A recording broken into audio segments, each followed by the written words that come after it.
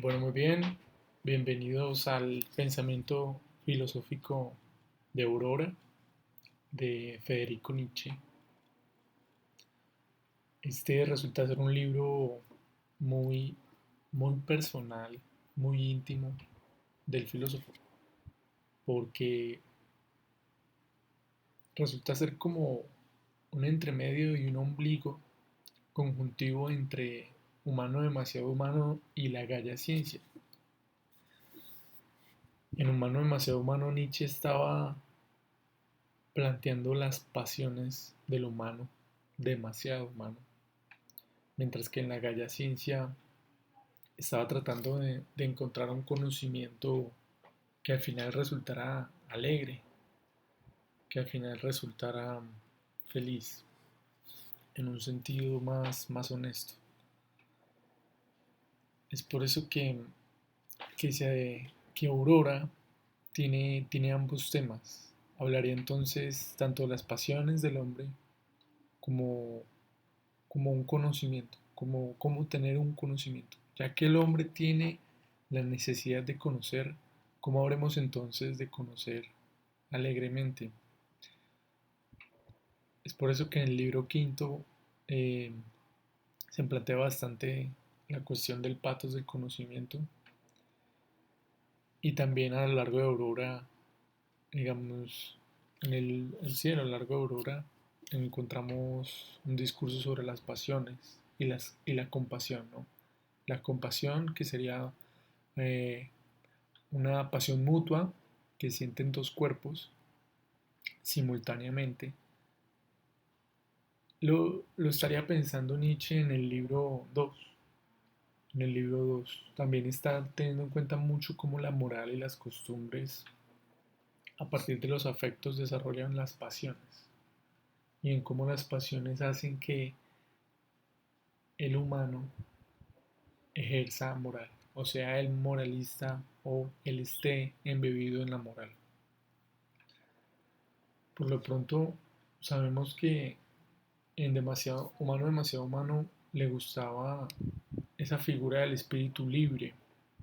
Ya veremos que Pablo, en el aforismo 68, fue para Nietzsche un espíritu libre.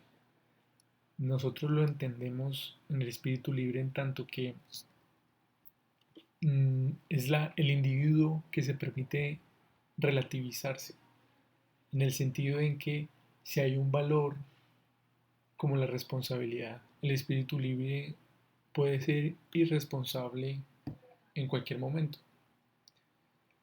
Esto es si no hay una necesidad de atenernos a una época de responsabilidad y ni siquiera hay necesidad de atenernos a una época.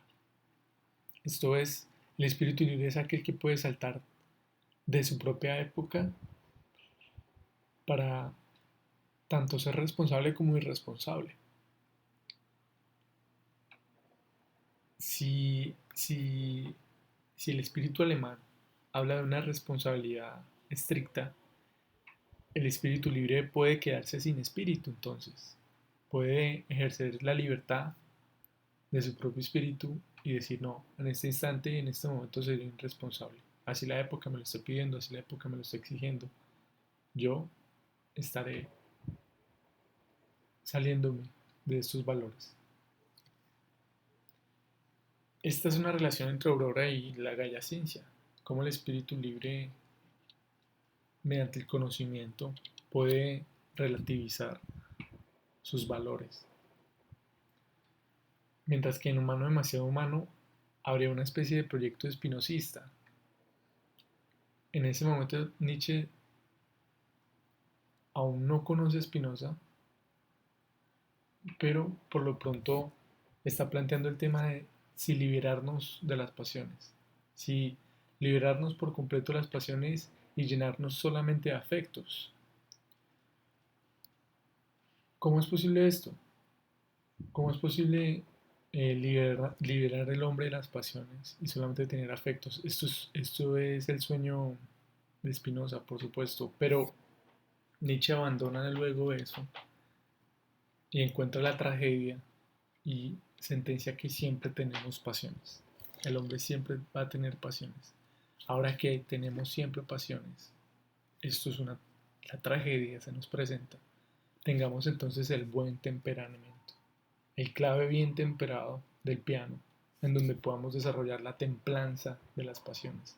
Un temperamento, un sentimiento templado, en donde podamos ser lo suficientemente fuertes y estrictos para soportar las pasiones.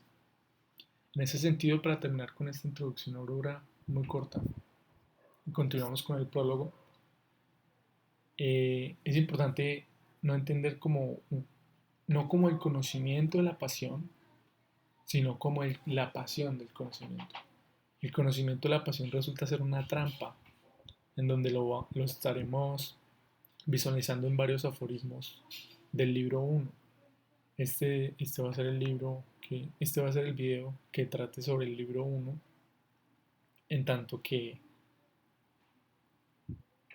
como el conocimiento de la pasión destruye y lo que hace es inhibir, el achicopalar, agachar, empequeñecer al humano.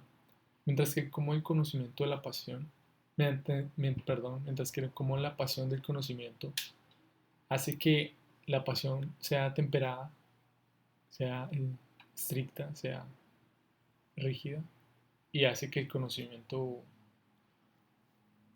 en un primer momento pueda ser ya poder, o en un segundo momento puede ser alegría. En ese sentido, Aurora es un profundizarse en las pasiones, un enterrarse en las pasiones, para luego tener un conocimiento o poner un oráculo en eso cavado, en esa, en esa alegría de lo que ha sido conocido. Ya por último, cuando Aurora habla de costumbres, de moral, de sentimiento de poder, estaríamos relacionándolo bastante con humano, demasiado humano. Mientras que cuando Aurora habla de una reforma de la causa y el efecto, de la causa y el castigo, esta forma de cómo el humano tiene un intelecto asociativo entre causa y efecto, lo estaremos viendo también como eso ya es un preámbulo para la Gaia Ciencia. Sí, ya para acabar esta introducción al libro uno de Aurora, declaramos que los poetas están enamorados de las pasiones y por eso Nietzsche quiere que el poeta tenga una pasión del conocimiento para poder tener un conocimiento trágico y alegre.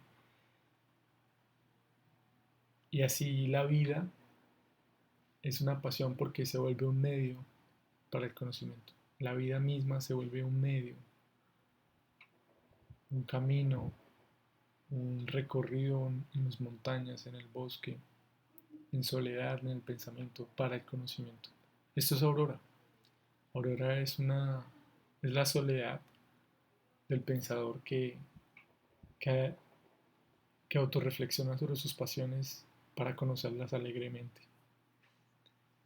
Impresionante libro, hermoso libro del periodo medio de Nietzsche. Y bienvenidos, espero les gusten estas reflexiones. Y vamos a comenzar con el prólogo. Bueno, en el prólogo, en el aforismo 1, el prólogo está escrito después de Aurora mismo, ¿no? Pero aún así tiene un valor. Nosotros lo tomamos con un valor porque ahí Nietzsche nos está dando unas guías de cómo leerlo a él. Él mismo dice cómo hacer filología, ¿no? Cómo leerlo a él. Por eso es importante y por eso lo tenemos bastante en cuenta. Y sobre todo que hemos encontrado que a lo largo del libro eh, hay unas partes en que el prólogo está dicho. Por ejemplo, cuando encuentra un nuevo fundamento del sentimiento en un aforismo, podemos también saber que eso se puede estar refiriendo al prólogo, al aforismo uno. Del prólogo tomamos el aforismo uno y el aforismo quinto. El aforismo uno, en tanto que está muy bien escrito, la pluma de Nietzsche es impresionante. Y el prólogo 5, el aforismo 5 del prólogo en tanto que nos dice cómo leerlo. Bueno, iniciemos con el prólogo 1, con el aforismo 1. Primero, se plantea que hay que hacer un trabajo, ¿cierto? Hay que hacer un trabajo. Es como ese trabajo del archivista, ¿no? Ir a, ir a rebuscar. Hay que indisponerse, hay que hacer ese trabajo, puesto que hay que buscar en donde nadie más ha buscado. O sea, hay que ponerse esa tarea, esa labor de encontrar algo nuevo, pero no por querer inventar, no, porque hay que saber que ha sido ignorada y obviada muchas cosas. Entonces, por lo pronto, Nietzsche sabe que esto ha sido un trabajo de un soterráneo o de una persona que ha estado bajo la tierra, que ha acabado y ha estado buscando dentro de la tierra o dentro de sí mismo, su cuerpo terreno, lo que quería o lo que ya podría encontrar.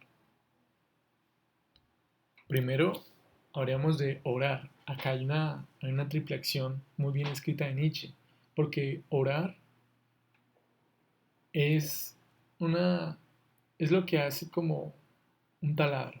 Un taladro ora. Es un agujero directo, puntual.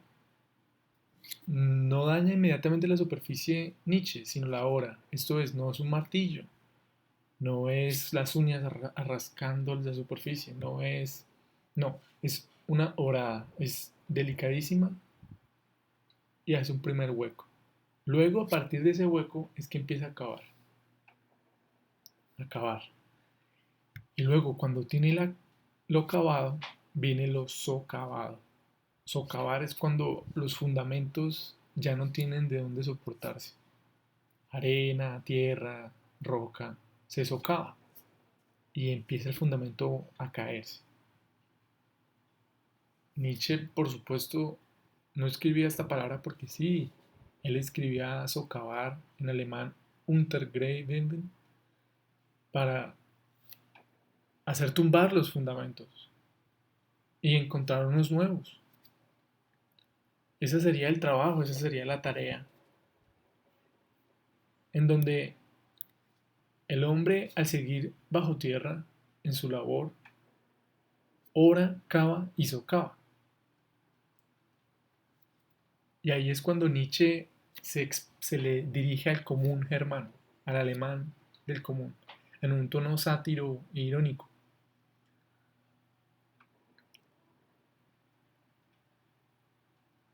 Le dice, siempre y cuando uno vea al humano,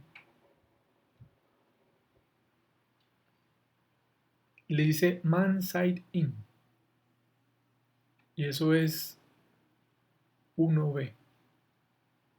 Usualmente cuando Nietzsche hace expresiones coloquiales y expresiones del común, pone la palabra uno, pero esto es una traducción, ¿no? Entonces por eso casi pone man side in. El hombre ve, nosotros vemos, uno ve. Cuando nos referimos a uno en el lenguaje es como todos y nadie. Recordamos el subtítulo de Zaratustra, ¿no? Uno ve.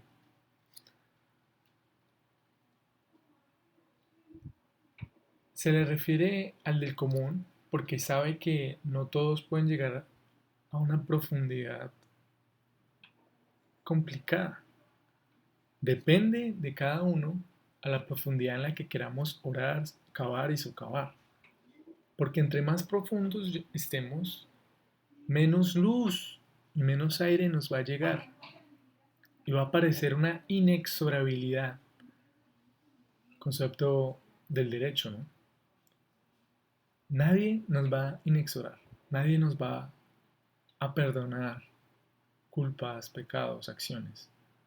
Una vez que entendamos la inexorabilidad, el hombre de la templanza dicha va a seguir cavando y más va a traerle la carencia de luz y de aire.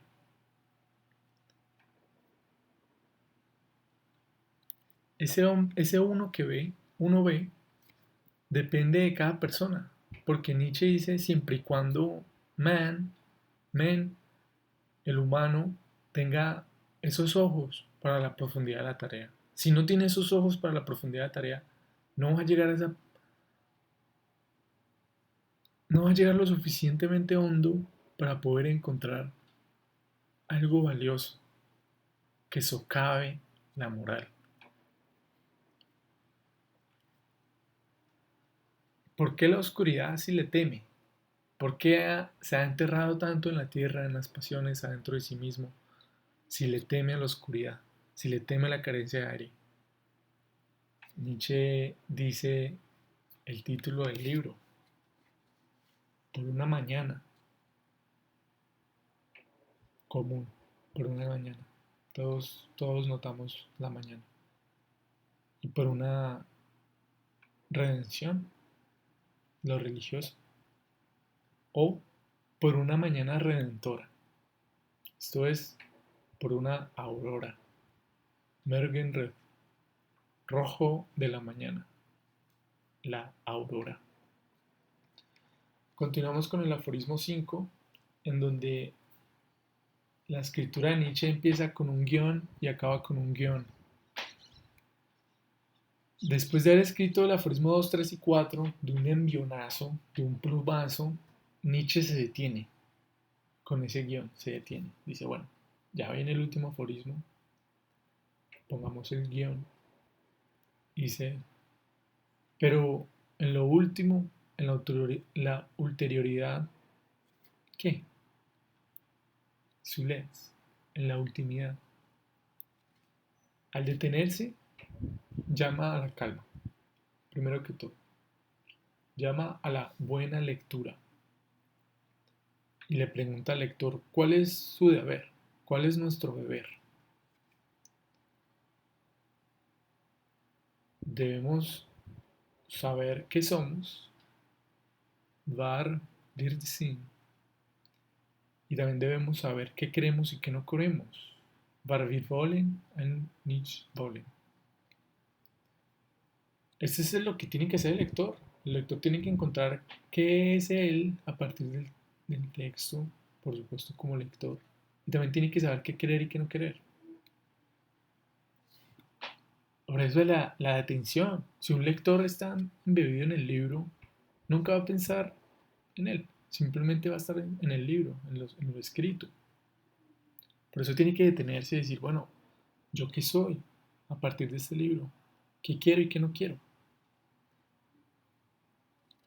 Y aquí viene en admiraciones, en un acelerando fortísimo de Nietzsche, en piu a piu, poco a poco, en donde dice, das alle Welt ist überhört, das alle Welt uns überhört.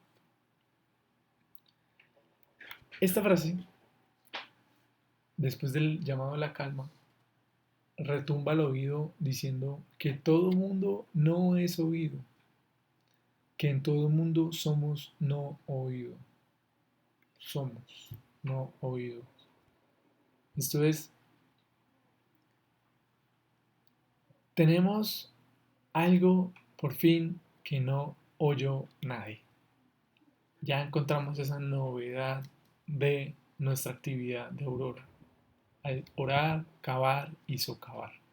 Hemos encontrado algo nuevo, curioso, que ha pasado inadvertido. Ya veremos qué será. Por ahora, continuando el llamado a la calma, lentamente, langsam, tenemos que distender, extender y elongar. Lang. Esto es, para leer a Nietzsche, sabemos que tenemos que tener claro que es músico y tiene musicalidad sus aforismos, en tritonos, en quinta, en octava, en atonalismos, en serialismos, en jazz, en metal. Para leer a Nietzsche tenemos que tener la música más amplia que pueda tener nuestro oído. Todos los géneros, toda la música, todas las épocas, todas las voluntades del hombre. Y ahí es que podemos leerlo profundamente en la tierra nuestra. Para eso no tenemos que leer una oración tras oración, un sentido global, ni tenemos que leerlo con ojos rápidos, diciendo, esto está traducido, facilito, ya tiene sentido y lo leo, ya leí a Nietzsche. No, hay que leer las palabras con un cuidado, una separación de cada una para que nos entregue sentido profundo lo que está escrito. En lo fundamental, el problema no tiene ninguna prisa, nos dice Nietzsche. El problema no tiene ninguna prisa, nosotros tampoco debemos de tenerla. Por ello, Nietzsche se dirige a los amigos del lento, del tempo musical lento, porque en este escrito, Mein Buch, vamos lento, vamos lang, vamos largo. Ahí, cuando estamos leyendo lentamente, es cuando hacemos filología. Paciencia nos pide el filósofo para hacer filología. Man, tú, humano, hombre, el lector, tú,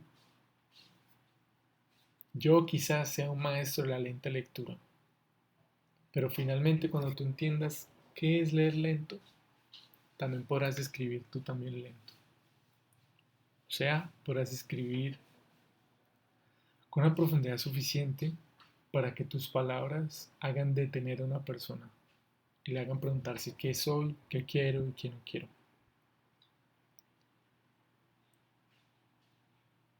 Bueno, continuemos y arrancamos ya con el tema de este video, que sería el libro 1. El libro 1. El aforismo 1 habla de cómo adquirimos racionalidad. Él habla de un Nachtraglich-Wirklichkeit. Esa palabra, la primera, Nachtrag, puede ser entendido también como trauma, lo traído después del trauma, pero no lo queremos ver así. Nosotros solo lo queremos ver como un track, como un drag, como ha sido transportado después de, lo que traemos después de, no necesariamente tiene que ser un trauma, pero es clara la noción de que uno no traería consigo algo que no ha sido impresionante, tanto afirmativamente como negativamente. Y ahí vendría el concepto de devenir que más tarde vamos a desenglosar. Eso traído después de, Inach, noche y después de. Por eso hablamos de una tragedia de la noche. Lo que se trae después de, lo traído por después de la racionalidad. En ese sentido, la racionalidad nos ha sido adquirida. Lo que nos ha pasado afirmativa y positivamente nos ha desarrollado la racionalidad. Y nuestra razón es abogada, es testiga, es usuaria y reflexiva de lo que nos ha pasado. Es por eso que solamente las cosas que viven por mucho tiempo son aquellas que pueden tener afirmativamente una racionalidad como tal. Aquello que puede tiene el ser propio de haber vivido o haber sufrido, amado, reído mucho tiempo. Ahí aparece una racionalidad adquirida. Eso es gradual, ese proceso es gradual, dice Nietzsche, Allmählich, en donde nos empapamos gradualmente de la razón. También, también es importante que aquí habla de 3 palabras, ¿no? Para un proyecto histórico de Aurora, como ya lo estaremos viendo. Hay que diferenciar entre Ursprung, Abgrund y Entrückung. El primero lo traducen como origen. El siguiente Abgrund lo traducen como procedencia. Y el tercero lo traducen como emergencia. Es muy diferente hablar de un origen, de un Ursprung. Es muy diferente hablar de un Abgrund, de dónde procedo. Usualmente la palabra procedencia viene del lugar, la ciudad nacido. También viene de una familia, de una genealogía. Y también este o emergencia viene de algo espontáneo. Por eso, ¿cómo hemos adquirido la racionalidad? La hemos adquirido originariamente, la hemos adquirido espontáneamente, la hemos adquirido desde una procedencia. Es por eso que Nietzsche, ¿cómo se pregunta, cómo hemos adquirido la racionalidad? Y él lo quiere hacer mediante la historia. Él lo quiere hacer mediante la historia. Y él no le interesa una historia que no suene, Klingnitz, sino le interesa, le interesa aquello que suena, lo que suena. A partir de lo que suena es lo que está vivo y lo que ha por largo tiempo vivido, ha tenido una racionalidad. Esa racionalidad hace que se la adquiera otra, potencialmente racional. ¿A través de qué? De lo escuchado. Y lo escuchado se escucha a través de lo sensible. De lo sensible. Y es por eso que habla de una paradoja sentida, de un sentimiento que ha sido paradójico. Ese sentimiento paradójico, más adelante Nietzsche habla de la racionalidad e irracionalidad de esos sentidos. Y por eso el historiador se pone en una paradoja y continuamente contradice. Es así que se pone una paradoja porque está buscando sonidos que ya sonaron o sonidos que nunca sonaron y se supusieron que sonaron. Hace distintos panoramas en la que la paradoja se da, la paradoja del sentimiento y la contradicción del sentimiento también se da. Esto en cuanto al aforismo 1. El aforismo 9 y el 19 están muy juntos. El aforismo 9 y el 19. El 9 entendemos que es una unión entre el individuo y la comunidad. Individuo y Gemeinde, comunidad. Y sabemos que cuando el humano ya es propiamente un individuo, eso es una... Todavía no se ha entendido lo fuerte que es la tradición, la profunda fuerza que tiene una tradición en el hombre. Nuestro tiempo es muy liberal, es muy individuado. El cristianismo, dirá Nietzsche, esa mala individuación. Pero el punto es que la moral en estos momentos ya está muy individuada, pero no fue así siempre.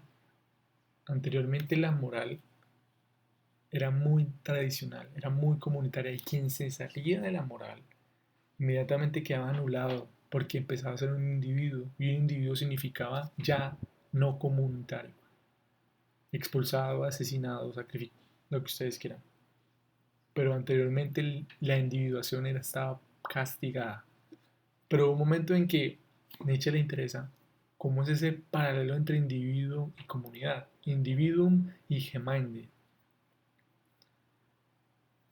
Por supuesto le interesa a partir de la sensibilidad, de cómo ha sido el sentimiento, Gefühl, feel, inglés, feelings, Gefühl, sentido, sentimiento. ¿De qué?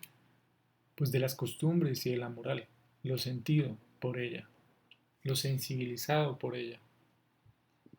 ¿Y quién es el que siente la moral? La comunidad, como cuerpo general, estamos muy lejos de eso.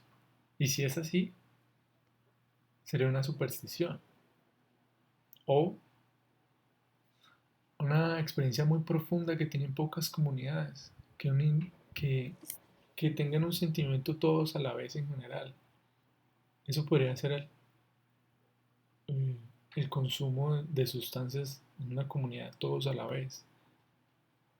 O unas experiencias que que la antropología en la comunidad humanitaria pudo haber sentido.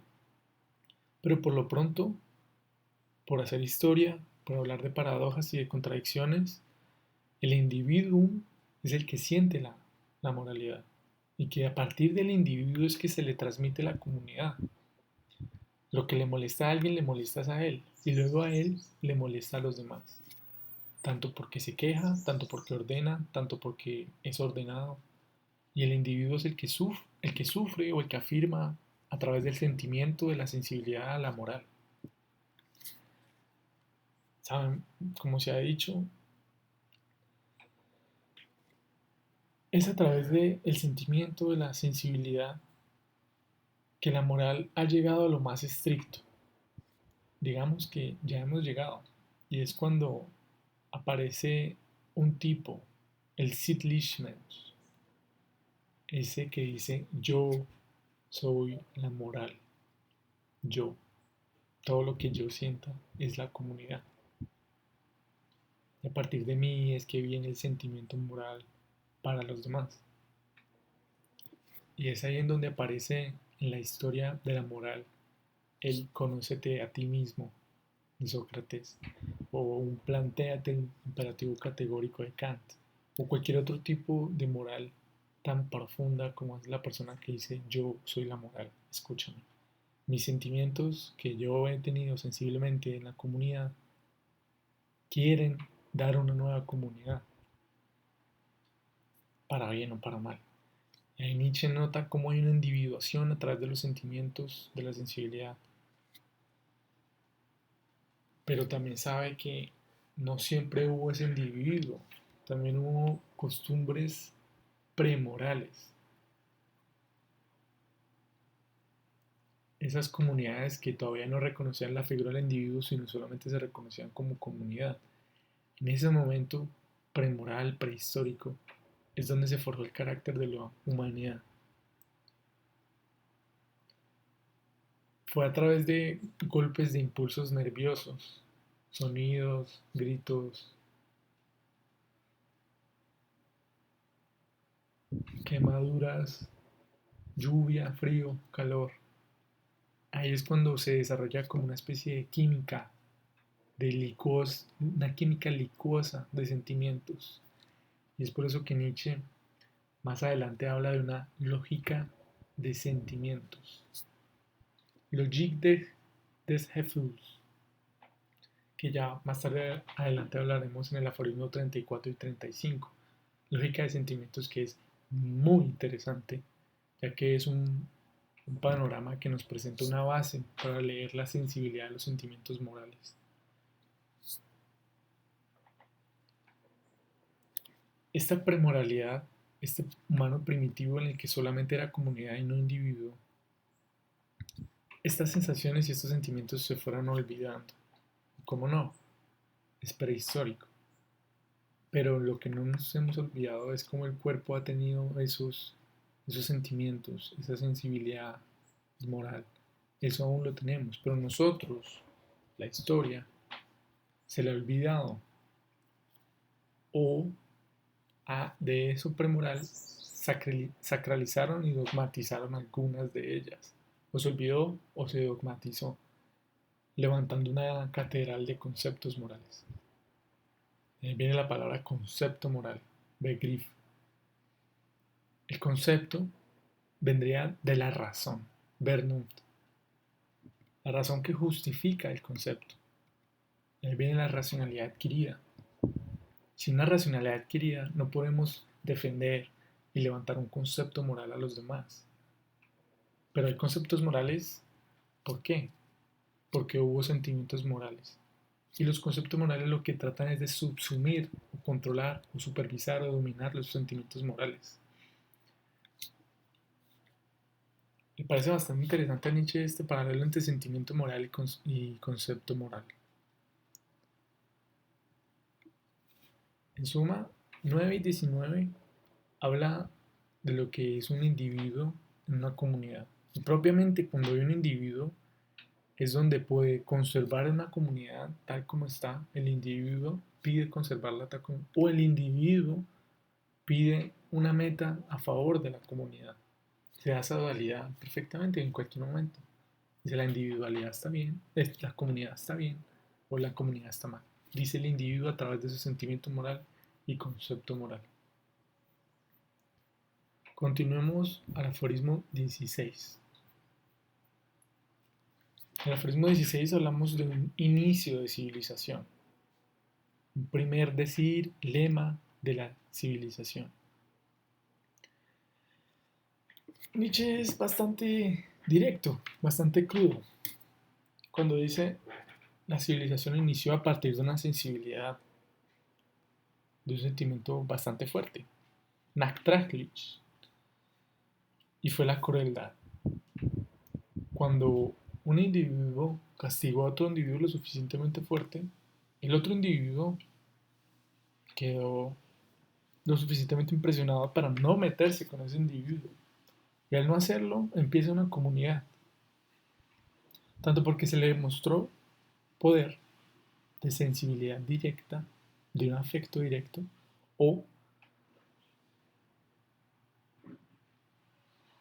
simplemente ha tenido el sentimiento de seguirle, porque no puede generar sus propias costumbres aún. Cuando hablamos de crueldad también hablamos de dolor, pero es muy distinto hablar de dolor, pain, pain, a painlich.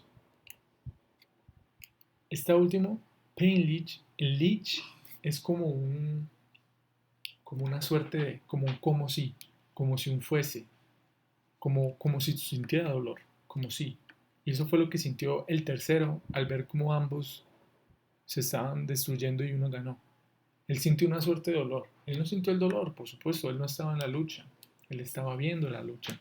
Y al ver la lucha, sintió la compasión en una suerte de dolor, de, de sentir ese dolor no sentido. Y a partir de ahí, no tuvo realmente dolor, sino tuvo un como si fuese dolor. Y ahí viene un aforismo, viene una convención, viene un side, pare, parece que, parece que la moral solo ha sido, o la civilización solo ha sido como si fuese un dolor, como si, en en esa ilusión pasional de no hagamos esto porque habremos de sentir, o como si fuese un dolor, no lo podríamos hacer. Esa es la comunidad, el como si fuese un dolor, mientras que el individuo sí efectivamente siente el dolor, el individuo sí lo siente, sensiblemente, pero la comunidad todos recuerdan un como si fuese un dolor, una historia, y es por eso que la comunidad dice, recordemos el dolor que hemos sentido como si fuese un dolor, y no lo hagamos, o hagámoslo porque resulta ser efectivo, necesario, o no lo hagamos, porque recordemos el dolor que sentimos. Es por eso que Nietzsche habla de una superfluidad de los sentimientos o ánimos, Überflüssig Bestingen, que todo dolor se vuelva como si dolor, que todo pain se vuelva painlich, y todo se vuelva una superfluidad de sentimientos animosos, de sentimientos de un como si, y la comunidad se civiliza a partir de ahí.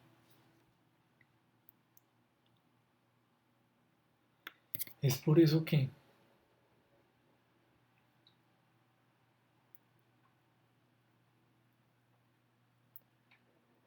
es por eso que Nietzsche acaba con una sentencia bastante fuerte, bastante directa, que es como el lich, el como si fuese, o o el ish en inglés, penish, ¿no? Como si, como una especie de un cuasi, un pseudo dolor, un cuasi dolor. Es por eso que la civilización, la comunidad se civiliza cuando dice cualquier costumbre es mejor que ninguna costumbre. Jeder Sitter ist besser als keine Sitter. Es mejor cualquier costumbre porque tenemos un leech, pain leech, varios en comunidad, y a partir de ahí tenemos una costumbre, porque todos recordamos que hubo un dolor y todos establecimos una costumbre de no volver a hacer ese dolor o de volverlo a hacer. Inicia por la crueldad, por el afecto, por la sensibilidad. No necesariamente tendría que ser crueldad, tendría que ser, sí, tendría que ser algo suficientemente fuerte para que se quede. Puede ser algo cruel. Y a partir de ahí a partir de ahí es que dice, des- después la comunidad diría que cualquier costumbre es mejor que ninguna costumbre. La crueldad vendría a seguir siendo crueldad, hacer dolor o no hacer dolor. Saltamos, por supuesto vamos a saltar aforismos del, del 9 y 19, vamos a saltar al 38, porque continúa con lo que venimos diciendo. Pero eso no significa que no vamos a volver a un 20, un 24, un 25, no. Simplemente es para continuar con la discusión. Y estamos hablando en el aforismo 38, en donde hay un sentimiento, una pulsión y una pasión. Esto es cómo las pulsiones a través de la moral han sido reformadas, modeladas, civilizadas, acostumbradas. Nietzsche habla de un desenvolvimiento, de un darse, de un Endlichkeit. Y es ahí cuando habla de un pseudo dolor de la cobardía, un peinlich der Freiheit, o también de un agradable sentimiento de humildad. Tenemos, tenemos como la moral, a partir de esos sentimientos compartidos, sentimientos lo suficientemente fuertes para que se nieguen o se afirmen, y cuando se afirmen van a ser un nuevo presidente para la siguiente comunidad. Tenemos como esos sentimientos se vuelven pulsiones, una pulsión de cobardía, una pulsión de humildad. Puede ser un, puede ser, se vuelve pulsión ya que la comunidad ha hecho del sentimiento moral un concepto moral. Ya lo estaremos profundizando en la lógica de los sentimientos. Pero lo importante es cómo lo superficial, el leech de un sentimiento, hace que, y ahí viene lo interesante de este aforismo, hace que el juicio de la moral, Urteil moralisch, Urteil, le dé buena o mala conciencia. En unas comunidades la costumbre, perdón, la cobardía es buena. El cementerio está lleno de valientes, dicen, para que precisamente el individuo no vaya a hacer nada. Eh, otras frases más que hacen que el juicio de la moral le dé una buena o una mala conciencia a tal pulsión. Esto es, hace que el concepto moral subsuma los sentimientos morales y ese sentimiento de moral se detenga o actúe. Y ese buena o mala conciencia, en tanto que un Peinlich o, ya que Nietzsche está analizando nuestra comunidad, nuestra costumbre, y dicen cómo lo bueno se ha asociado a lo humilde, ¿no? Y incluso lo bueno a lo cobarde, o también como lo cobarde es lo malo. Pero también Nietzsche estaba pensando en cómo es posible que los griegos y los judíos hayan hecho que la discordia, eris, en Hesiodo, sea buena y mala. Nietzsche le impresiona eso de los griegos. Y también le ha impresionado a los judíos en cómo hay una ira, la ira de Dios. Dios siendo el más supremo de todos, siente ira. En ese sentido, tiene buena conciencia la ira. porque es de Dios. ¿Y eso qué le permite? A que un individuo de la comunidad sienta ira también y todos digan, este sentimiento es bendito, la ira es bendita. Este aforismo, si lo queremos resumir nuevamente, es en cómo la comunidad, a partir de los sentimientos de la racionalidad adquirida, se vuelven conceptos morales o pulsiones de cobardía, de ira, y cómo esa comunidad le da una buena o mala conciencia. La ira es buena, la ira es mala. La discordia es buena, la discordia es mala. O ambas, como hacen los griegos. Los griegos le dan a ambas a todos los dioses. Artemisa, buena en la cacería, pero tampoco caces la naturaleza. La ira, al parecer buena, porque ha sido la ira de Dios. Pero buena y mala también en un sentido porque Dios siente ira por nuestros actos, dirá el pueblo judío. O sea, ha sido malo de nosotros y bueno para él. Ese es el punto de hacer historia. Ese es el punto de Nietzscheano, hacer historia en Aurora. Cómo aparecen todos estos casos, eh, momentos de la historia en la que un valor se siente y se piensa y se establece en la moral. Es por eso que Nietzsche habla de una primera y una segunda naturaleza. La primera naturaleza fueron los sentimientos morales. También esos sentimientos morales se pueden volver palabras, por supuesto, y esas palabras pueden ser escritas en la Biblia o en la teogonía o en cualquier lado. Mientras que en la segunda naturaleza es un recordar, un lich, un painlich de la comunidad a partir de ese sentimiento moral. Y es por eso que ha sido una descripción adquirida, nachtagli, adquirida, añadida de la palabra. Por eso dice Nietzsche, todo europeo, judío, griego, como que es de segunda naturaleza, es de segunda mano. Y por eso todo latinoamericano también es de segunda, de la segunda mano, de la mano de la moral. Es un español del español, pero español del español del español. Ahí viene la tradición histórica moral, cómo hay una primera, segunda, tercera, cuarta, quinta, la moral se vuelve tradición y en cómo esos sentimientos y conceptos morales se van transmitiendo entre naturalezas. Continuemos. Ahora viene la lógica del sentimiento. En 34 y en 35 habla Nietzsche de cómo los sentimientos morales se hacen conceptos morales. Ese es 34. Del sentimiento moral al concepto moral. ¿Cómo? Lógicamente, ¿cómo? Y en el 35 habla de cómo hay un juicio, cómo proviene un juicio detrás de un sentimiento. Recordemos que un juicio es decir que hay una buena o mala conciencia a partir de esa pulsión o sentimiento o concepto moral. Mientras que en 34 habla de cómo un sentimiento moral se hace un concepto moral. En 34 Nietzsche habla del adulto y de un niño, mientras que en 35 Nietzsche habla del abuelo y de un nieto. Tengamos en cuenta esto. El mismo niño es un nieto, esto es, quien crió al padre del niño es el abuelo para el nieto.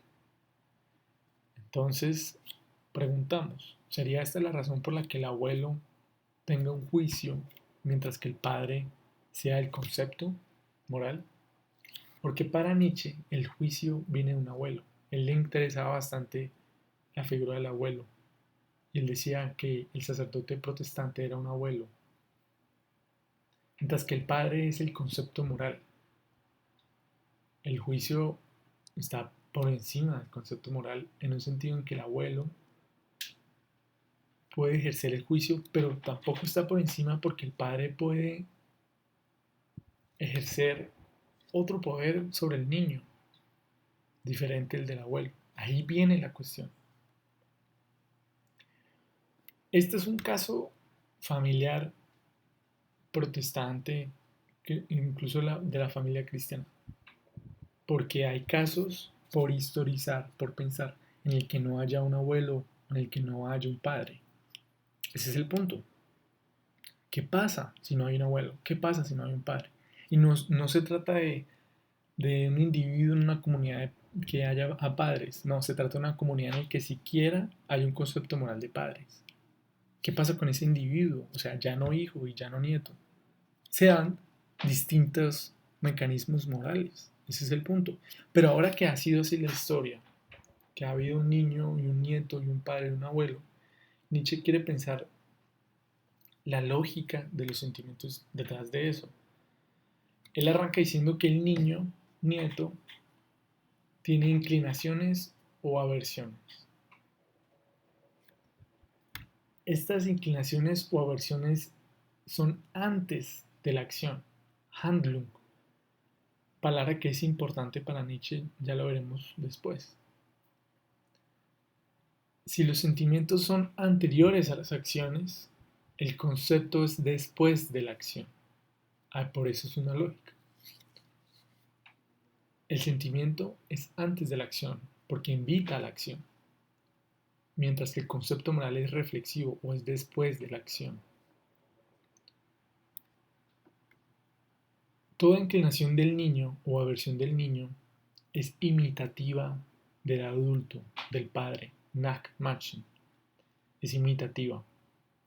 Y al imitar, el niño adquiere una racionalidad, a lo que hemos hablado.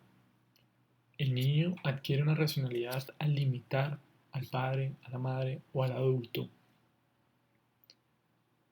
¿A partir de qué? De sí mismo, de sus inclinaciones y adversiones. Si no imita, si tiene una inclinación que no es la del padre, o si tiene una adversión que no es la del padre, o si no imita, el padre le dice, ¿por qué no has imitado mis actos? Hijo, niño, ¿por qué? Y ahí el niño tiene que adquirir más racionalidad aún, porque tiene que justificarse, Begründung, tiene que justificar su acción o no acción, tiene que justificarse. Estas últimas, las justificaciones, son los conceptos morales que desarrolla el niño propio. Y conceptos morales que son tan potentes que van a tener una coerción sobre los sentimientos morales después en la vida de ese niño. Ya es algo fijo en la racionalidad conceptual moral en la que ese niño va a imitar o no va a imitar el adulto, sí o no. Continuamos con 35 y en 35 habla del nieto y del abuelo. Nietzsche habla en cómo el nieto confía, vertrauen, en el abuelo.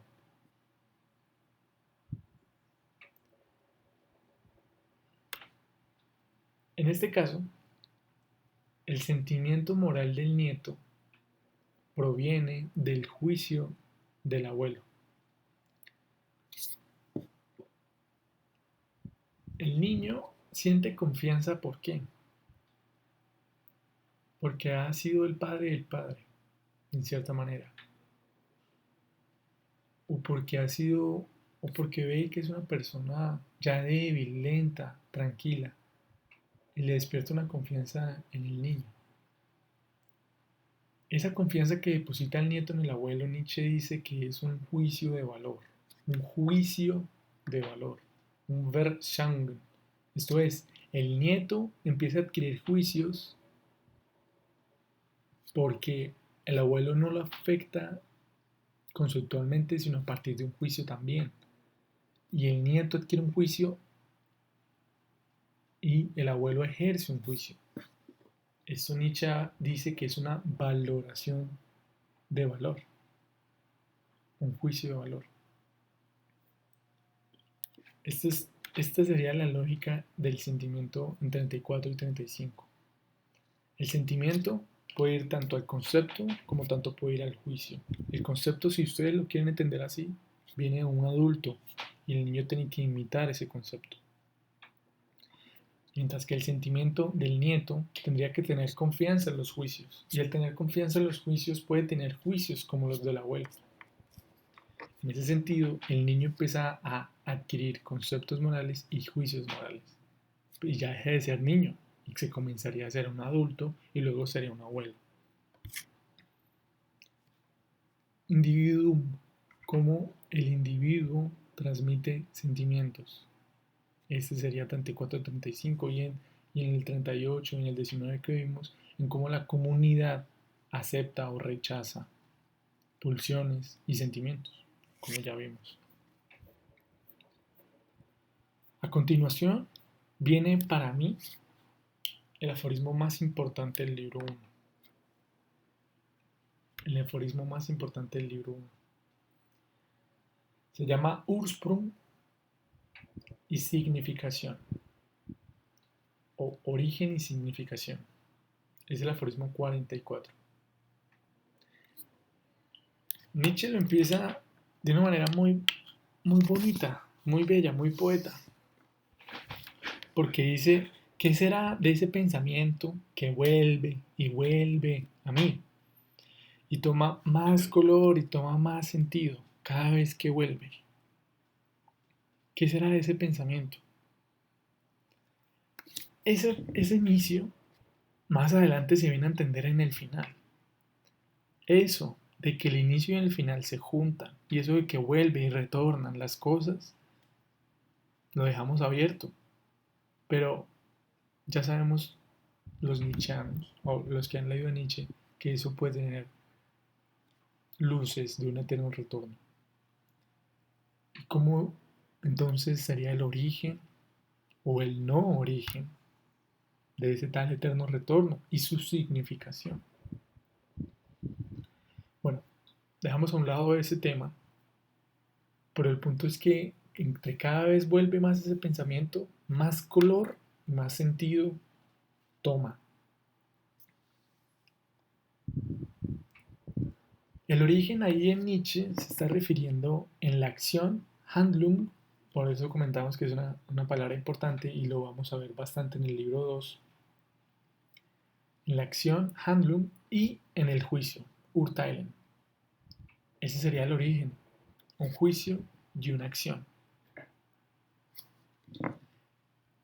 Y significación, ahí Nietzsche lo estaría pensando en la significación del origen. Entonces, él no está pensando la significación como tal, él está ahí pensando la significación del origen y en cómo la significación del origen parte de un supuesto, de un insight, de un Einsicht, de un supuesto. Ya vamos a ver qué tiene que ver el supuesto inmediatamente este aforismo. Este supuesto habla de un Heil, de una alabanza, de un arrodillarse, un Hil, de de un salvarse, de un sin dolor, de una salvación. Ese origen que está pensando Nietzsche en este caso es aquello de lo que colgamos, aquello de lo que dependemos, ese supuesto que nos salva. Ese sería una especie de origen, pero que pierde sentido y se hace más insignificante en cuanto más tratemos de significar el origen.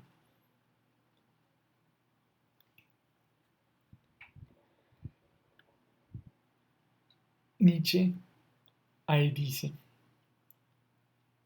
que cuando la significación no busca el origen, esto es nosotros, dice que ahí es cuando podemos encontrar lo propio y lo más próximo para nosotros, una significación propia y no de un origen. Podemos significar como tal y no podemos significar a partir de un origen. Porque cuando significamos a partir de un origen, lo estamos juzgando y juzgando nuestros actos a partir de qué sería esto desde el origen, desde el Ursprung, desde donde se originan las cosas, de a partir del primer inicio, de a partir del origen, lo que hemos comentado. Esta significación, que ya no le preocupa el origen, esto es la de nosotros, hace que tengamos acciones propias y juicios propios. Acciones propias del uns, alrededor de nosotros. Esto es, acciones a partir de lo que está cerca de nosotros. Esto es lo más propio, lo más cercano. No necesitamos pensar desde un origen, podemos significar la significación desde lo que está alrededor, acción, y de lo que está dentro de nosotros. In uns, dentro, in de nosotros, uns. Tener una significación de acciones propias y de juicios propios en lo más próximo, en lo alrededor de nosotros, sin tener que apelar a un supuesto y un origen, hace que nosotros tengamos más colores y más sentidos. Nótese que volvemos al inicio del aforismo. Esta significación es la que tuvo Nietzsche del pensamiento que vuelve y vuelve. ¿Por qué vuelve y vuelve? Porque más significo la significación. ¿Cómo es que toma más color y más sentido que yo esté significando sin un origen? ¿Cómo es que esté yo creando más sonidos y más colores, más sensibilidad, más sentimientos a partir de lo que está alrededor de nosotros, de lo más propio, de lo que está alrededor y está en nosotros? Esta significación hace que sea más bello, Schönheit,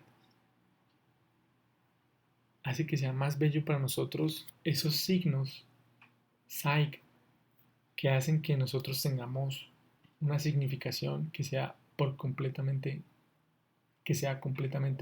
iniciativa o nueva. Importante aforismo, importante aforismo. Signifique sobre el origen, signifique sobre el origen. Para Nietzsche, el origen a la vez se vuelve más insignificante. Pero signifique sin importar el origen. Y lo que usted va a encontrar es sentido y color alrededor suyo y dentro suyo. Y hace que usted sea actualmente un signo de significación o signifique un signo de sentido y color. Importante aforismo, como hemos comentado. Del supuesto que hemos comentado, del supuesto que hemos comentado, vamos a hablar. Porque el libro 1 de Aurora cierra con una discusión sobre la religión. Discusión profunda, hermosa, sobre la religión. Es por eso que arrancamos. Nietzsche habla de un Vast ist Wahrheit, si no estoy mal en el 93, que traduce qué es la verdad. Recordamos ese pasaje en el que Pilatos le pregunta a Jesús, quid is veritas, ¿qué es la verdad? Si queremos admitir un razonamiento, es admitir su premisa, Voraussetzung, premisa o supuesto que hemos hablado en el anterior aforismo. Pero es una premisa en tanto que hemos hecho un razonamiento. Y nosotros nos preguntamos, y esta pregunta de qué es la verdad, was ist Wahrheit, es una pregunta por la verdad misma. Esto es, el lógico que piensa que si se han deducido de los presupuestos o de los axiomas o de las premisas un correcto razonamiento. Pero no, así como Jesús se queda callado ante la pregunta de Pilatos o dice algo que es silencio, lo hace porque esa verdad, ese supuesto, está más allá del razonamiento, no está al alcance de un razonamiento, sino que esa verdad es ya la premisa, el supuesto y el axioma anterior de todo razonamiento. Esto es una premisa de fe, un supuesto de fe. Mientras que quien se pone a razonar sobre la existencia o la no existencia de Dios consigo mismo o con otro, lo único que haría es aplicar ese supuesto, aplicar ese axioma de fe, de razonamiento deductivo, pero no haría la pregunta por la pregunta misma de Dios. ¿Por qué un supuesto? ¿Por qué un axioma? ¿Por qué?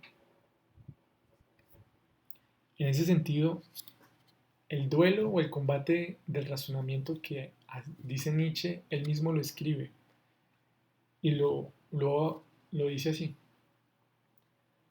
La ciencia por sí misma no es cierta porque niega a Dios. Esto es, trata de hacer un razonamiento de una acción y lo quiere negar, quiere hacer ciencia. Por tanto, la ciencia que no es de Dios, sei nicht aus, no es verdadera, porque no está partiendo del axioma. Y esa ciencia, ese razonamiento no es verdadero. Y aquí es que viene el salto crucial de poner a la premisa, al supuesto de fe, como una evidencia misma en razonamiento. O sea, es una manera de decir, la premisa es verdad porque el razonamiento es falso. Que dice así, por lo tanto, Dios es la verdad. Todo razonamiento queda refutado y el axioma y el supuesto queda evidentemente no demostrado, sino queda una evidencia de fe en la que dice, esto es verdad. Esta verdad niega todo razonamiento y apoya todo razonamiento que la afirma. Niega todo razonamiento que la niega y afirma todo razonamiento que la afirma. Esto, Eso es una figura lógica que algún lógico ha pensado. Pero hay un proceso, un paso. Dice, ¿qué pasará si nosotros negamos la premisa? ¿Qué pasará? ¿Qué sucede? Que nosotros partamos de una premisa, de un axioma, implica ya una valoración. Como se ha dicho, un juicio de valor. El nieto y el abuelo. Que nosotros partamos de esa premisa implica un sustento del cual todo razonamiento tiene que partir. Pero ¿qué valor, qué valoración, qué juicio de valor hizo esa premisa? Hizo ese supuesto. Nietzsche dice, ¿no ha sido la vanidad, la lujuria de poder, la impaciencia la que ha valorado esa premisa?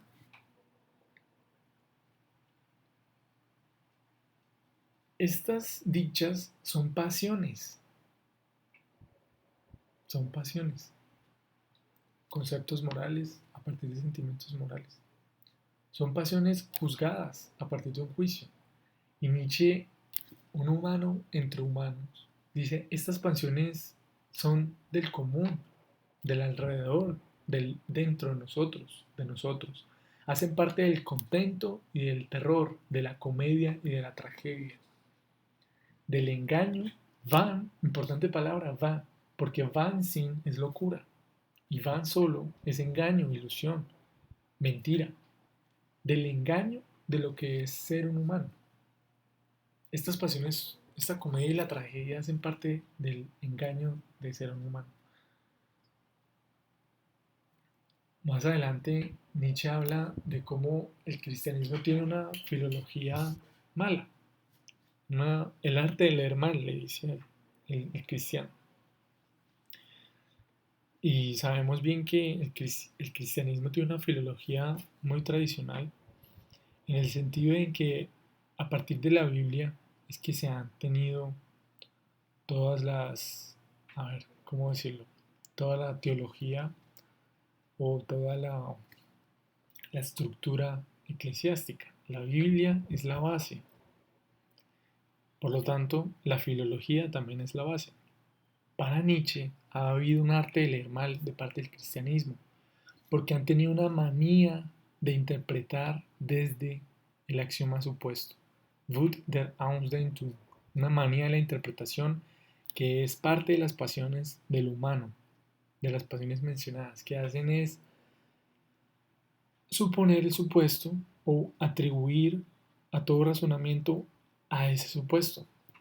Eso es un supuesto de fe, no de razón. Razonar para simplemente suponer el supuesto, para Nietzsche ha sido un afán de poder confirmar, refutar y establecer una vez y otra vez ese supuesto de fe. Si aclaramos que ese supuesto de fe es Dios, ¿cómo ha surgido Dios? ¿Cuál ha sido el origen, el Ursprung de las religiones? Nietzsche, por supuesto, hace una significación de lo alrededor y de lo dentro de nosotros. Dice, desde la vana y la simple opinión, Meinung, de las cosas, distingue, desde su vana y simple opinión, hay un poseer, un dominar sobre ellas. Todo parte de una opinión floja. Esa opinión ya es un juicio de valor, que ya supone premisas. El que opina sobre las cosas ya está valorando desde una premisa. El abuelo de la comunidad, con un simple opinar, suelta una reflexión. Esa reflexión al aconsejado hace que el aconsejado reflexione y razone sobre sí. Y hace que el nieto, el razonante o el adulto, no importa, desarrolle también el juicio de valor que él tuvo. En ese sentido, el supuesto se le da al hijo o al adulto o a cualquier aconsejado también, desde una opinión vana de las cosas. Pero, ¿cómo ha sido ese supuesto? Nosotros hablamos de una revelación revelada, una ofrenda revelada. O Nietzsche habla de una Empfindung Offenbarung. Empfindung, no encontrado, un revelado. Offenbarung, una ofrenda. El supuesto de fe creyó bien y tuvo una buena creencia de antemano, pues de repente un pensamiento le embiste. Es correcto que le haya mantenido ese supuesto de fe, porque a partir de ella le ha investido un pensamiento bestial. ¿Cuál es este pensamiento? Es una alegría suma que bendice por completo a todo mundo y a todo estar. Escribe Nietzsche, Welt und Dasein. Es una alegría que bendice todo. Y el abuelo siente una alegría a la par que esa. Y dice, bendigo todo. El abuelo tiene un escepticismo pesimista, dice Nietzsche. Se apodera de él ese escepticismo pesimista. ¿Por qué? Porque hace que su falta de confianza en sí mismo, su precariedad, su finitud, su humanidad, su sentirse menos, hace que ese afecto de alegría suma se lo atribuya al supuesto y no a él mismo. No está mal que tengamos el supuesto para Nietzsche. Lo que está mal es que nosotros le atribuyamos nuestros afectos a él. Se le otorgamos a otro exterior y se le nombra, dice Nietzsche, dice, sería una especie de creador, Schaffer, creador.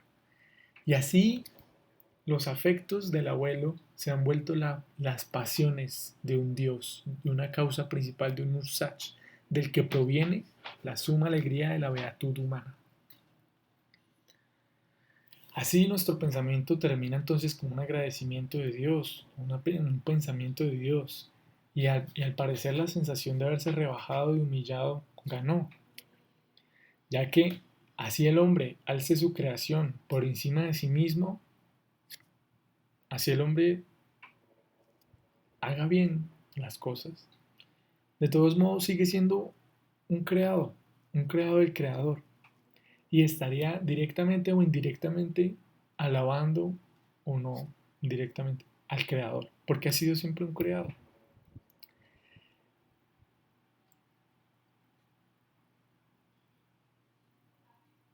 Le atribuye a su perfección, a su alegría suma, a ese supuesto, y siempre se mantendrá como un creado. Y ahí es cuando el juicio de valor de parte del abuelo hace que ese Dios o ese supuesto sea un padre creador, y ahí es que hay un judeocristianismo, porque hasta ahora no hemos hablado de que esta religión de la que estamos hablando, este origen, sea la del cristiano-judaísmo. Se vuelve así cuando ese creador es un padre que entrega a su propio hijo, mediante cual y solo por cual nosotros tenemos nuestra salvación, la significación del origen. Es por ello que Aurora, Aurora, no es un estudio sobre el supuesto, ni es un hablar sobre el supuesto, sino Aurora sabe y Nietzsche escribe que la refutación histórica es la definitiva. Historisch Widerlegung es la definitiva porque no considera una premisa de fe, no considera el supuesto, sino considera el abuelo, y solo el abuelo, la historia del abuelo y cómo sintió esos afectos, en este caso en el abuelo, de cómo el abuelo sintió ese afecto y cómo, por qué se lo otorgó a él, al Dios, al Creador, al Padre. Y lo que hace Aurora es entonces una refutación histórica, dice Nietzsche, en la que en la historia hay una razón y sin razón, una irracionalidad y una racionalidad que no contempla la causa principal, porque esa causa principal solo ha sido un supuesto, mientras que la razón y la sin razón de la historia ha sido una racionalidad adquirida mediante la lógica, los sentimientos del individuo y de la comunidad, como hemos hablado. Para continuar con la religión, tema final de Aurora, Nietzsche le ha parecido de todas las elevaciones, el Heaven, de todas las elevaciones la más curiosa le ha parecido la ofrenda humana o el sacrificio, ofrenda, una ofrenda. Le ha parecido la más curiosa porque pone lo más sensible, el humano mismo, junto a lo más abstracto, el supuesto al cual se le eleva.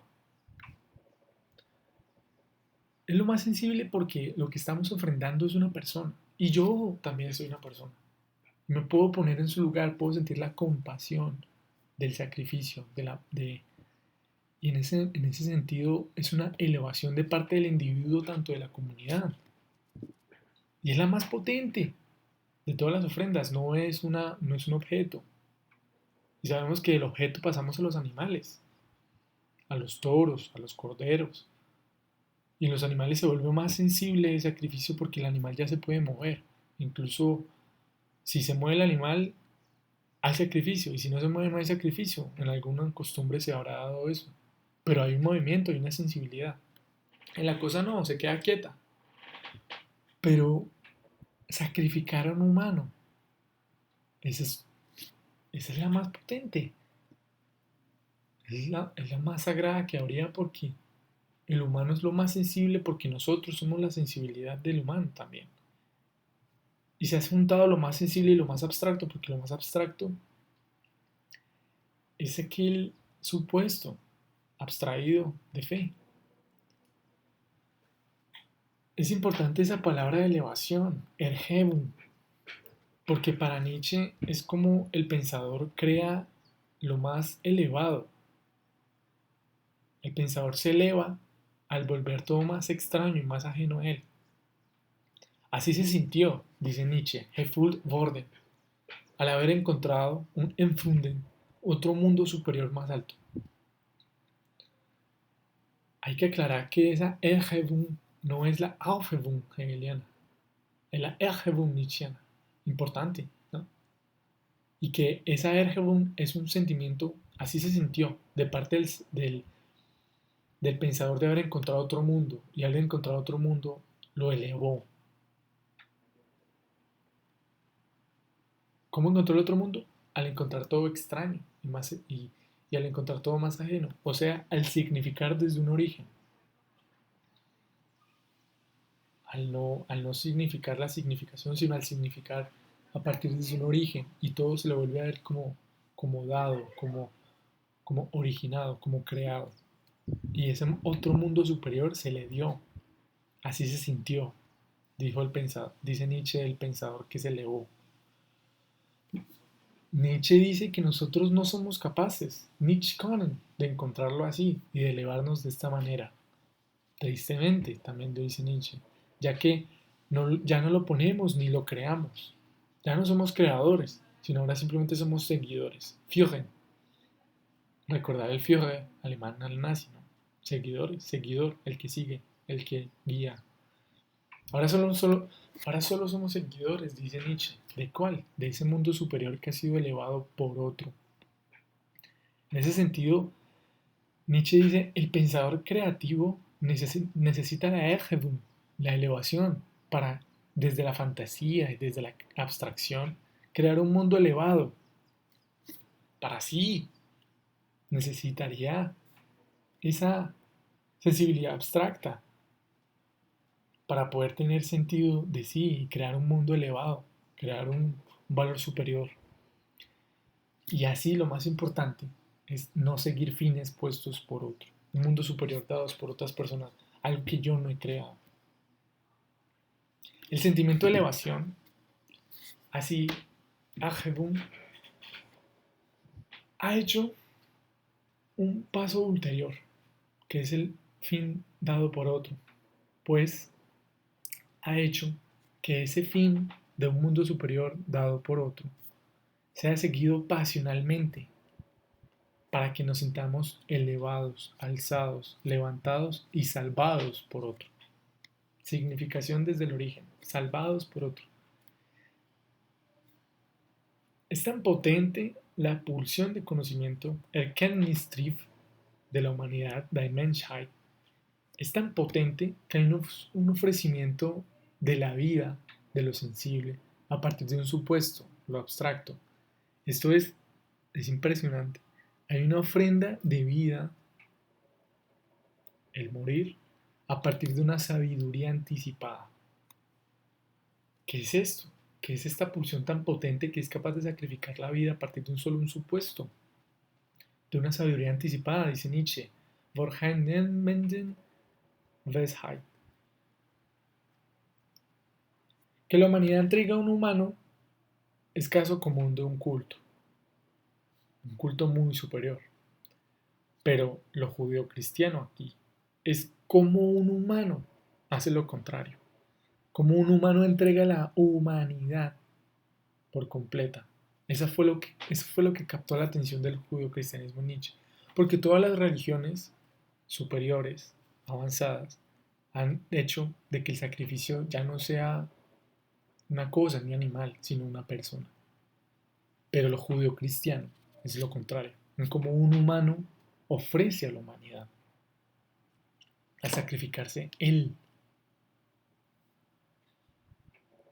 Y asimismo, la victoria del sacrificado es la victoria de todos. Y no al contrario, que la victoria de todos sea sobre el sacrificado y que el sacrificado no sea victorioso, sino al contrario, que el sacrificado le otorgue victoriosamente a todos el hecho del sacrificio.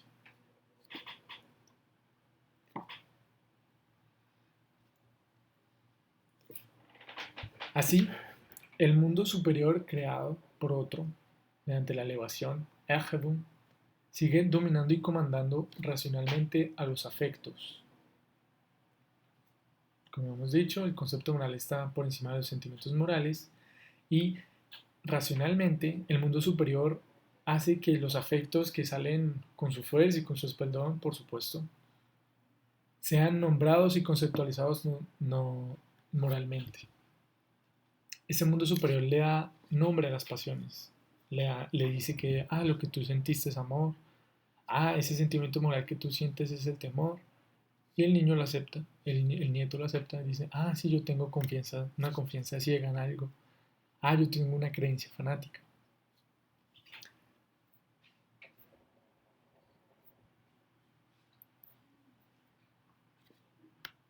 Hay un momento en que Nietzsche habla de Platón y lo hace de una manera tan bonita porque hace que Nietzsche le dé al Platón el lugar de un pensador creativo, un pensador que elevó, porque Platón le dio un camino para que el hombre se libere de sus pasiones, no por el conocimiento de un fin, ni por el conocimiento de la pasión, como hemos dicho, que es el sacrificio, sino mediante el conocimiento mismo en en un juego dialéctico. Platón tomó todo lo anterior, no lo tomó para él como un fin consigo mismo, sino como un medio para él crear otra vez algo. Y al hacer eso fue un pensador creativo, elevado. ese, ese juego de la dialéctica hace que nosotros creamos algo mediante el conocimiento, algo más elevado. Y Platón fue al parecer un tocado por el espíritu, un iniciado, un, un Begeisterter, en el que Platón imaginó un hombre lleno de sentido.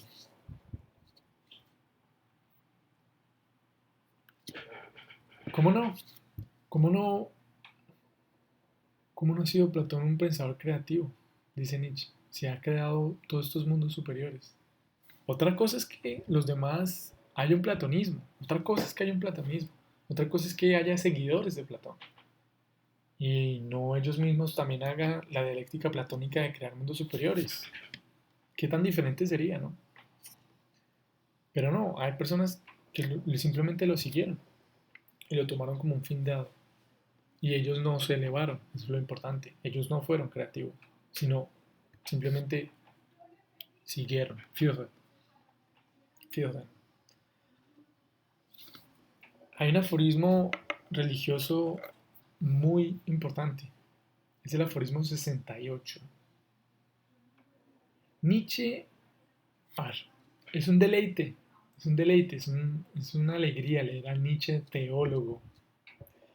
Y sabemos bien que en la Alemania luterana protestante, todo pensador serio y honesto tenía que ser en parte teólogo. Tenía que pensar seriamente en los acontecimientos de Jesús Cristo. Seriamente tenía que pensarlos. ¿Qué pasó? Y eso es un mandato de Lutero, ¿no? Nietzsche en este aforismo habla de Pablo. Y lo importante aquí es que Nietzsche dice que Pablo fue el primer cristiano y no Jesús, sino Pablo fue el primer cristiano, el primer seguidor. ¿Por qué? Nosotros creemos en que Nietzsche lo dice en clave del Espíritu Santo, de un luterano protestantismo. ¿Y por qué? Porque a Lutero, como a Pablo, la fe les vino mediante el Espíritu Santo. Esto es, a Pablo una luz lo tumbó del caballo. No fue Jesús que... O sea, no estuvo en Jerusalén en los acontecimientos pasionales sensitivos de los demás apóstoles. No, él estaba en un caballo viajando hacia Jerusalén, bueno, ya sabemos. Y se le presentó el Espíritu, una luz, y le habla a Jesús mediante el Espíritu Santo. Y lo tumba del caballo y él se convierte ahí, tiene fe. Y a Lutero también iba viajando, caminando, y un rayo muy potente hace que él se arrodille y le hace también convertirse a la fe. Ambos son afectados por el Espíritu Santo. Esto es, el Espíritu Santo los hace convertirse mediante signos y señales. Y esto es el protestantismo luterano de Alemania, en el que la existencia de la fuera del cristianismo es Cristo. Mediante signos y señales, cada uno interpreta ilustradamente, si se quiere, o no ilustrado, sino protestantemente, a Dios. El protestantismo luterano se diferencia así del catolicismo judeocristiano, porque el último, el catolicismo, reconoce la presencia carnal de la pasión de Jesús. Y estos fueron los apóstoles, el testimonio directo, sensitivo, sensorial, sentimiento moral, que fue adentrado en una esencia, el testimonio de fe, pero testimonio venido de la vivencia de Jesús. En ese sentido, podemos recordar que el sentimiento moral dio conceptos morales en el judeocristianismo, porque estuvo ahí directo. Es un padre y un adulto, un padre y un niño, un Jesús y unos apóstoles niños, un creador y un creado. Recordemos que en el judeocristianismo Pedro va a Italia a fundar la iglesia y Santiago hace peregrinaciones importantes en España, dos países católicos hasta la cepa. Y el judeocristianismo tiene por base esencial al Jesús judío, que busca una esencia originaria que adentra, que encima, que reflexiona dentro de sí y no afuera. Mientras que el protestantismo es un afuera, es un existir, las señales, un conocer, las señales del Espíritu Santo, el abuelo y el nieto, podemos decir, en la que hay una purificación de todo judaísmo para que sea solo cristianismo, sea solo el afuera existencial del Espíritu Santo. Esto es protestantismo luteranismo. Nietzsche, así con esto dicho, nos invita a leer de una forma la Biblia y tiene por ejemplo en francés a Pascal. Habla de un Pascal judío y un Pascal cristiano. Nietzsche habla de la forma de leer de la Biblia como un adentrarse, sich hinein, adentrarse para luego salir de ella, sich heraus, adentrarnos, judíos, Jesús, para luego salir, protestante, luterano. Adentrado fue fue Pascal, el Pascal judío. Pascal es una figura importante en la religión. Él es el paradigma para mí de la razón y la fe. El primer Pascal era una persona que no dudaba de su fe mediante la razón, simplemente enaltecía al Creador mediante perfeccionándose él mismo y encontraba en la ciencia un sustento para hacerlo. Por eso Pascal como científico era tan importante. La medida de presiones en general en la física es con pascales, una presión en general. Pero luego Pascal, después de una crisis religiosa bastante importante, hace que ya no le importe la razón, sino sea solo un mar de fe. Un mar de fe en la que no tengo que razonar, sino simplemente creer. Importante. Entonces habría un Pascal judío que se vuelve un Pascal cristiano, si se quiere así.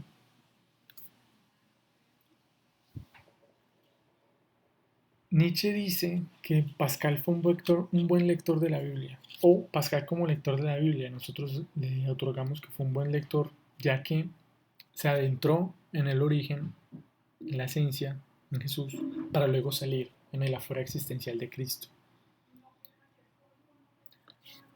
Para volver con la filología del cristianismo, Nietzsche comenta que de haberse leído bien la Biblia, nos hubiésemos ahorrado 1,5 años de metafísica de retorno a los orígenes y al origen. De haberse leído bien a Pablo, nos habría, de haberse leído con la significación de la significación y no con la significación de un origen a Pablo, nos habríamos ahorrado una filología del cristianismo de 1,5 años. Pablo es importante porque mediante el Espíritu hace que eso tan cerrado que eran los judíos se le abra a los gentiles, a la gente. A la gente se le dé la verdad revelada. Y esto es un salir existencial de lo que ha sido la esencia del judaísmo. Pero para Nietzsche lo importante es, tenemos que adentrarnos en el cristianismo para salir de él. Esto es, tenemos que dar con la esencia del cristianismo para hacerlo desaparecer. Desaparecer en el sentido existencial del cristianismo. Por eso, para Nietzsche, Pablo fue eso.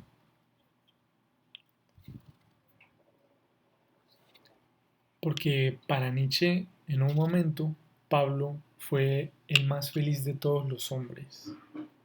Porque tuvo la idea de las ideas, tuvo la luz de las luces, y el Espíritu Santo le había iluminado su gracia y le había aclarado la mente. La revelación le fue revelada. ¿Cuál fue esa revelación? Desaparecer la ley judía. Esto es, cristianizar todo judaísmo. Hacer que el Espíritu Santo le dé la gracia a la ley judía. Sabemos que la ley judía es la Torá, pero sabemos que la ley judía era tan estricta que contradictoriamente la ley judía pedía el incumplimiento.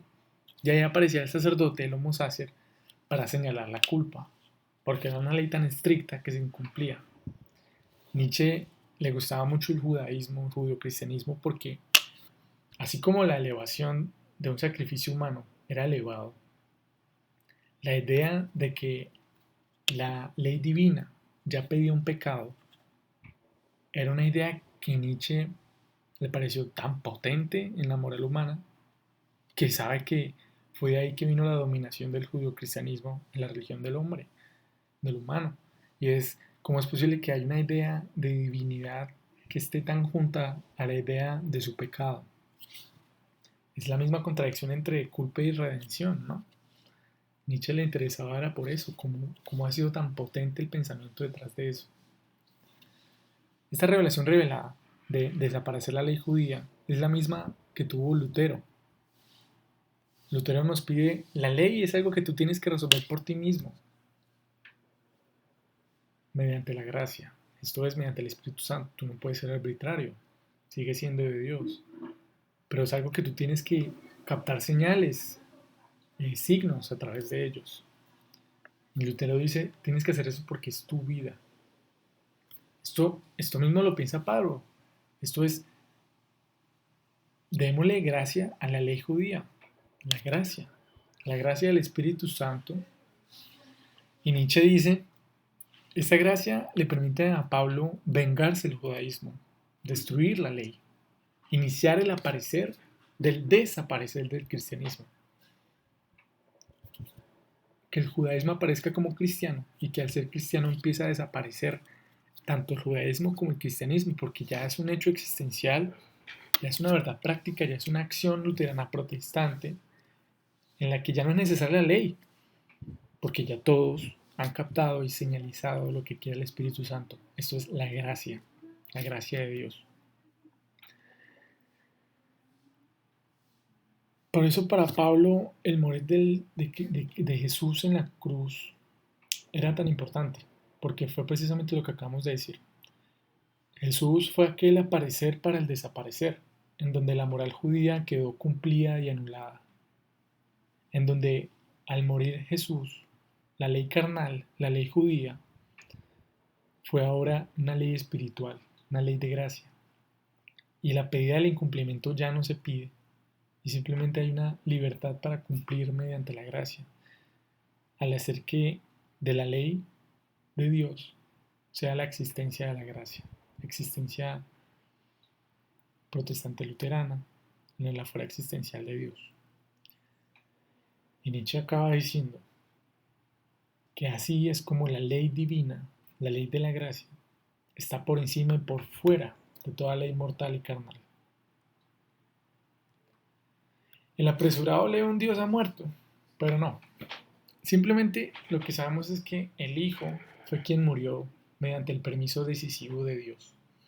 Dios permitió, Dios decidió que el Hijo muriera para hacer aparecer del desaparecer del cristianismo. Y Nietzsche habla de cómo al morir la ley judía, la carnalidad que la habitaba, el pecado que la habitaba, ahora está en curso de extinción, en descomposición. Y por eso dice Nietzsche, o por eso pensamos nosotros mejor, que el cínico que corría por la plaza anunciando la muerte de Dios, lo primero que notó fue el olor de la descomposición de un cadáver.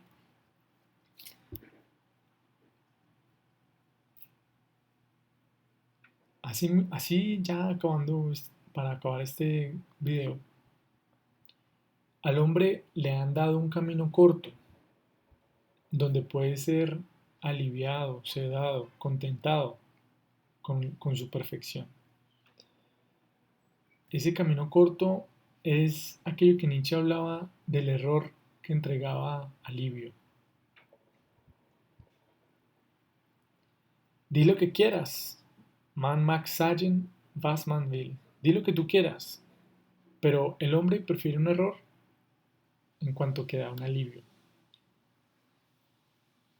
¿Y quién no? Nos retaría Nietzsche. ¿Quién no se prestaría a un error, a un engaño, con tal de que nos entregue alivio, con tal de que nos alivie las cargas demandadas? Las Anforderung. ¿Quién no? Pues esto ha sido el cristianismo. Para Nietzsche ha sido un error que le ha entregado un alivio, pero un error que puede ser un engaño, y un engaño que hace parte del, de la condición de ser hombre, en la comedia y la tragedia de ser hombre. Ha sido la significación de un origen que le ha dado alivio, y en tanto que ha significado un alivio para nosotros. Ahora, Nietzsche pone en duda, ¿usted quiere seguir sintiendo alivio o qué? ¿O, ¿O usted simplemente está para aliviarse o para... Y ahí viene el último reto, lo último que queremos decir. Este es el camino corto, en donde puede ser aliviado y sedado el hombre. Pero también hay un camino largo, de una dialéctica difícil, ardua y filosófica que llega a la verdad, la platónica, ¿no? O usted puede seguir mundos dados por otros, o usted puede crear el suyo, como hizo Platón. Aún así, dice Nietzsche, ambos son un error y un engaño que se hace el hombre para sentir alivio, para que camine en el camino. Pero Nietzsche hace un mandato, y es lo que estábamos comentando, y es a todos los cansados y desesperanzados de que el error les dé alivio y que el alivio provenga de un error, la desesperanza de eso. Nietzsche les dice, pues vayan al desierto, guste, vayan al desierto. Ese es el único sacrificio necesario. El de sacrificar su fe, porque ahí y solo ahí es que solamente tiene derecho la pregunta de ¿soy cristiano? ¿Ser cristiano? Cuando yo estoy en el desierto y sacrifico la fe, ahí es que cuando puedo de verdad preguntarme eso. Y su testimonio solo tendrá peso cuando se haya estado en en una fervorosa lejanía del cristianismo. Y ahí es cuando hablamos que la fe de Pascal, ese mar se ha secado. Y entonces estamos en la sed y en el calor del desierto de la no fe. Y ahí ya no hay ningún origen, sino simplemente la significación de nuestros actos y juicios que están alrededor y dentro de nosotros. Y es ahí cuando tenemos color y sentido propio de nosotros mismos. Y ahí se puede uno volver a preguntar, ¿ser cristiano? ¿Soy cristiano? Y es cuando dice Nietzsche que volviendo a casa, después del desierto, es que tenemos un juicio basado en un nuevo fundamento del sentimiento. Volvamos al prólogo, al aforismo 1, donde supimos que éramos soterráneos, estábamos bajo la tierra en una carencia de luz y de aire. Y había una inexorabilidad, un Unverheit de nadie, nadie nos inexoraba. Y eso nos hacía ir más profundo. Orábamos, excavábamos y socábamos adentro de la tierra, pero no nos deteníamos. Pero ahora, por fin, hemos encontrado un nuevo sentir fundamental, lo que hemos encontrado en el desierto. Ese fundamento de nuestros pasos ha sido esa importante tarea, ese importante trabajo, en el que el último paso válido era ese fundamento en el que todo bajo tierra se podía ahora hacer sobre la tierra. Unterirdischen, ahora hemos sido un Überirdischen. Recordamos el Übermensch, Über, estábamos sobre. Y ese sobre la tierra es ahora el amanecer rojo de un nuevo día. Porque estamos sobre la tierra podemos ver el día, el amanecer. Y ese amanecer del nuevo día es una aurora en la que antes, antaño, la grandeza vendía una ascendencia divina. Pero ahora el hombre de hoy quiere ir por el camino contrario. No queremos una ascendencia divina, ese error del alivio. Y no queremos tampoco volver al mono que dice por ese camino no de nuevo. No queremos que el mono se caiga por el trampolín del boratinero y no caiga al Übermensch de la aurora. Pero ese camino no. Y por eso ese fundamento que hemos encontrado después de estar en el desierto es el camino mismo que debe ser prueba de su grandeza y de su semejanza divina, dice Nietzsche. Gott Verwandtschaft. Aún así, cuidado. Aún así, cuidado. No es el camino por el camino. No es el camino por el caminar. Hay que significar nuestras acciones. Y no es un nihilismo de no hacer nada y simplemente caminar. O es un no, o tampoco es un nihilismo de las promesas de un progreso, de un desarrollo y un fin último en la humanidad. Ese camino del tecnicismo en el que dice Nietzsche podemos terminar más subdesarrollados e enrollados que en el mismo inicio. Am Ende tiefer als am Anfang. Caminemos el camino fundamentado del sentir, el sentimiento que hemos encontrado en el desierto. Significar nuestras acciones, darles color y sentido. Para esto último que dijimos, que ojo con que no es un camino por el caminar, ni tampoco es un camino por el fin último de las promesas, no. Para demostrar esto último, Nietzsche arroja una de las sentencias más profundas que yo creo que se la hayan leído en Aurora, que dice, el devenir arrastra tras de sí todo lo que ha sido. Das Werden schleppt das Gewesen-Sein hinter sich her. El devenir arrastra tras de sí todo lo que ha sido. La racionalidad adquirida, o mejor, el sentimiento adquirido de toda nuestra historia. Como el sentimiento es el fundamento, a partir de un significado, el fundamento de la acción y del juicio.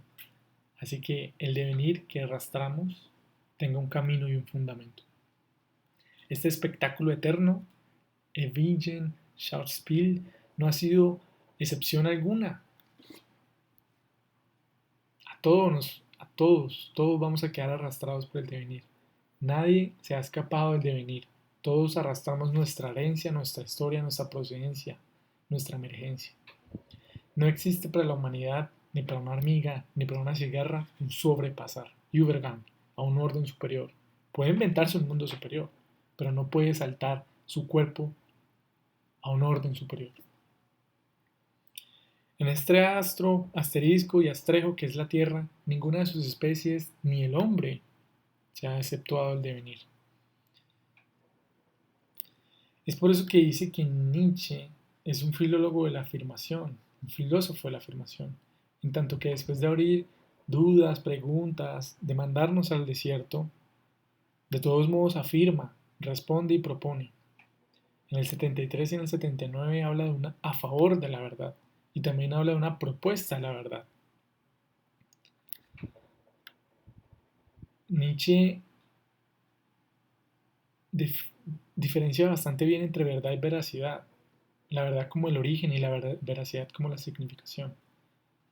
La verdad de ese supuesto puede significarse el mismo porque ya no tiene significación alguna, mientras que la veracidad puede significarse a sí misma mediante colores, acciones y juicios propios, en la que de verdad la pregunta se da, todas las preguntas mencionadas se dan y pueden responderse auténticamente por un valor de verdad que estaríamos entendiendo como una honestidad y una sinceridad consigo mismo.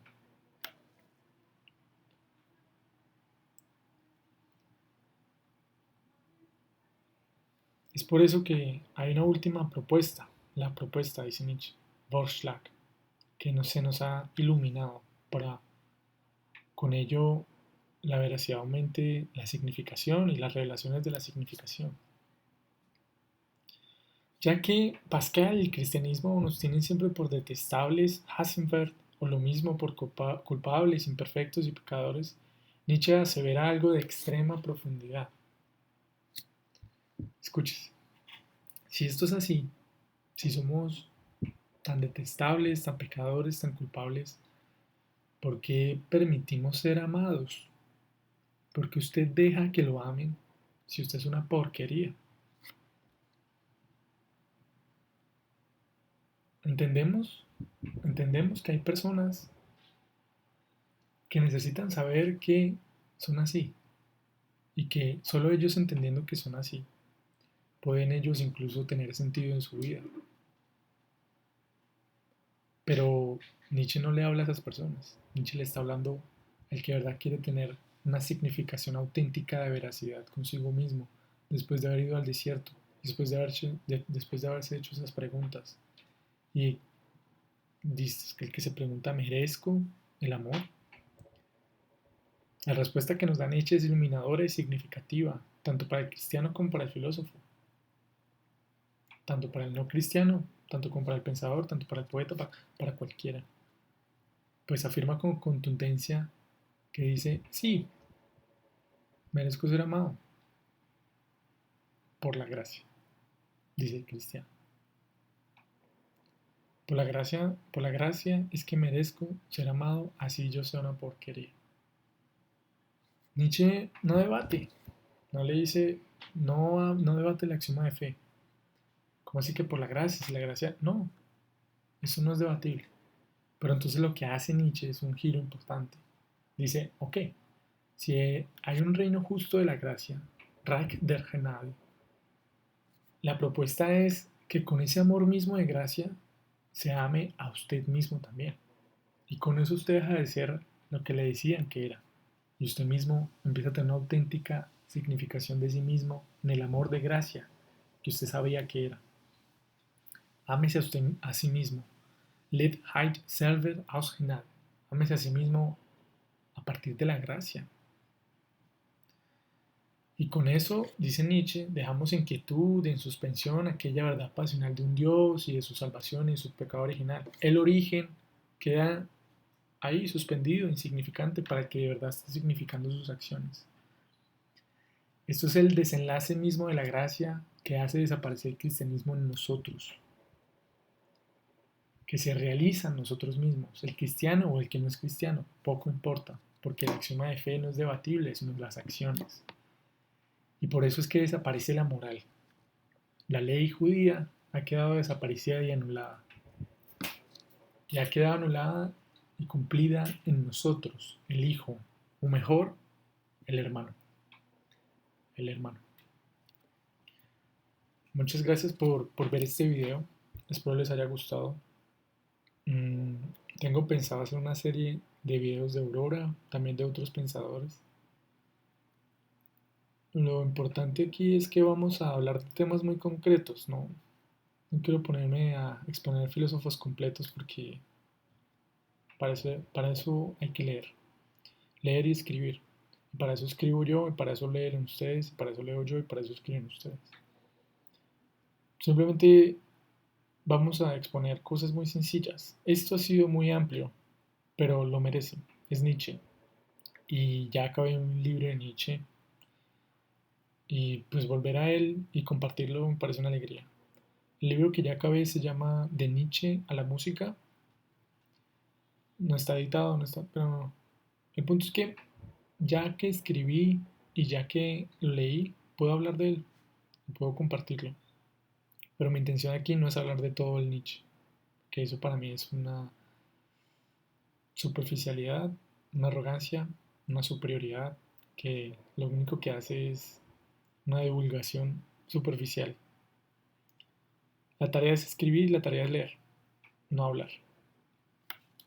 Muchas gracias, espero les haya gustado el video y los espero para la próxima vez.